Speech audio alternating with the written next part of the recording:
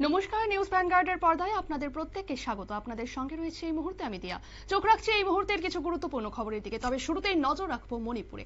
অশান্ত মণিপুর, আর সেই মণিপুরে শান্তি ফিরিয়ে আনতে ইতিমধ্যেই কুকি জঙ্গিদের আলোচনার টেবিলে ডাকলো দিল্লি।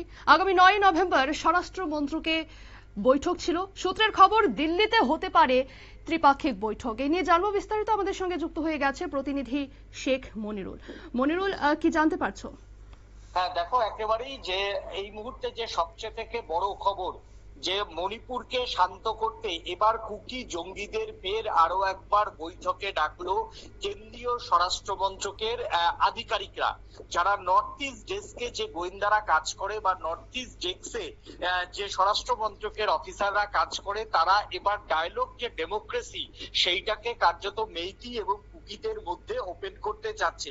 দেখো, গতকালই প্রথম আমরাই দেখিয়েছিলাম যে বিজেপির সর্বভারতীয় সভাপতির কাছে তোমার হচ্ছে মণিপুরের বিধায়করা কিন্তু যাতে মণিপুরে নির্বাচন হয় তার দাবিতে কিন্তু চিঠি দিয়েছে।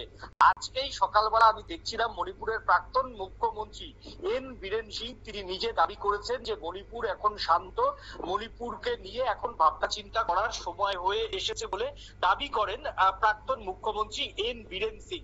আর তারপরেই খবর পাওয়া যাচ্ছে যে মণিপুরে এবার হচ্ছে যে কুকি মিলিটেন্টস, সেই কুকি মিলিটেন্টসদের কিন্তু আলোচনার টেবিলে ডেকেছে। উল্লেখ্য তোমাকে বলে রাখি, চলতি সপ্তাহতেই তোমার হচ্ছে সিআরপিএফ এর সঙ্গে কিন্তু মুখোমুখি এনকাউন্টারে 4 কুকি জঙ্গি নিহত হয় এবং 2 জন গুরুতর অবস্থায় হাসপাতালে ভর্তি রয়েছে। এবং প্রত্যেকদিন মণিপুরে কিন্তু সাঁড়াশি অভিযান চলছে। চলতি সপ্তাহতেই এনএসজির যিনি চিফ তার সঙ্গে মণিপুরের রাজ্যপাল ভাল্লার সঙ্গে কিন্তু মণিপুরের রাজভবনে দীর্ঘক্ষণ বৈঠক হয়েছে।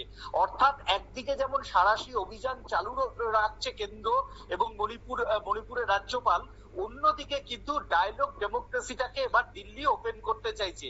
যেটা একেবারেই আমার কাছে কনফার্ম খবর যে 7ই নভেম্বর ইতিমধ্যেই কুকি যারা মিলিটেন্টসদের যারা একদম শীর্ষস্থানীয় কয়েকজনের সঙ্গে কিন্তু সেফ প্যাসেজ দিয়ে তাদের সঙ্গে কিন্তু দিল্লিতে আলোচনা কিন্তু এক দফা হয়েছে এবং এই আলোচনাটাকে 2 দফা করতে চাইছে দিল্লি। এবং দিল্লি আগামী 9 তারিখ আরো একটা বৈঠক রেখেছে কেন্দ্রীয় স্বরাষ্ট্র মন্ত্রকে।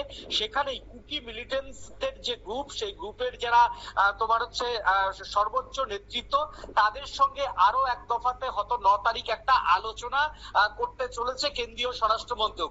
এবং কেন্দ্রীয় স্বরাষ্ট্র মন্ত্রক চাইছে যে কুকি এবং মেইতি এই 2 গোষ্ঠীকে, 2 জনগোষ্ঠীর যারা মাথারা রয়েছেন তাদেরকে দিল্লিতে আলোচনার টেবিলে বসিয়ে ত্রিপাক্ষিক আলোচনায় যেতে এবং ত্রিপাক্ষিক আলোচনার পর এই 2 গোষ্ঠীর মধ্যে চিরস্থায়ী একটা শান্তি চুক্তি করতে চাইছে, যেটা অতীতে নাগাল্যান্ডে শান্তি চুক্তি করে তোমার কিন্তু একটা দীর্ঘ প্রয়াসী কিন্তু একটা সাফল্য পেয়েছে দিল্লি। আর সেই পথেই এবার হাঁটার সিদ্ধান্ত নিয়েছে কেন্দ্রীয় স্বরাষ্ট্র মন্ত্রক।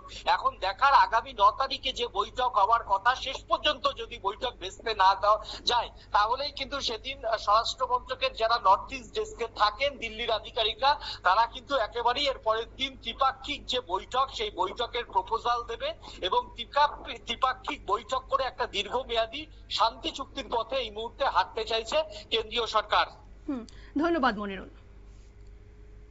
আপনারা শুনলেন কুকি এবং মেইতি জঙ্গিদের আলোচনার টেবিলে ডাক দিয়েছে দিল্লি মণিপুরকে শান্তি করতে।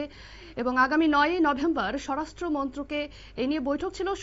সূত্রের খবর, দিল্লিতেও হতে পারে এই ত্রিপাক্ষিক বৈঠক। তবে এই বৈঠকে কি সিদ্ধান্ত নেওয়া হয় এবং এই বৈঠকের মাধ্যমে আদৌ কি মণিপুরের শান্তি ফেরত আসবে, সেদিকে কিন্তু নজর রয়েছে সকলের।